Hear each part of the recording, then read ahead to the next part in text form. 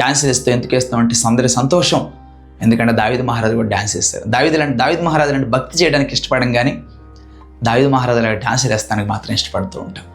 దావీదు మహారాజు వల్లే దేవుని హృదయానుసారుడిగా జీవించడానికి ఇష్టపడం, కానీ దావీదు మహారాజు వల్లే డాన్స్ చేయడానికి ఇష్టపడుతూ ఉంటాం. దావీదు మహారాజులు ఎక్కడ డాన్స్లు వేసుకొని మనుషులను సంతోషింపజేయడానికి, మనుషుల ఘనతల కోసం, మనుషుల పేరు ప్రఖ్యాతల కోసము, మనుషులను ఆనందింపజేయడం కోసము ఎలాంటి ప్రయత్నాలు చేయలేదు.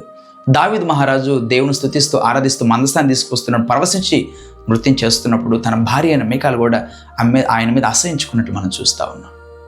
అవునండి, భక్తుల జీవితాలు మనం పరిశీలన చేస్తున్నప్పుడు వారు ఎలా డాన్సులు వేశారని చెప్పుకునే ముందు వారు ముందుగా దేవునితో ఎలాంటి సహవాసం కలిగి ఉన్నారో కూడా జ్ఞాపకం చేసుకోవడం చాలా ప్రాముఖ్యం. మన సహవాసం దేవునితో సరిగా లేకుండా భక్తులు అది చేశారు కదా నేను కూడా ఇలా చేస్తాను అని అనుకుంటే జాగ్రత్త, దేవుని ఉగ్రతకు లోనవుతాం. చాలా జాగ్రత్తగా ఉండాలి. దేవుని మాటలు ఏది చేర్చొద్దు, ఏది తీసివేయొద్దు.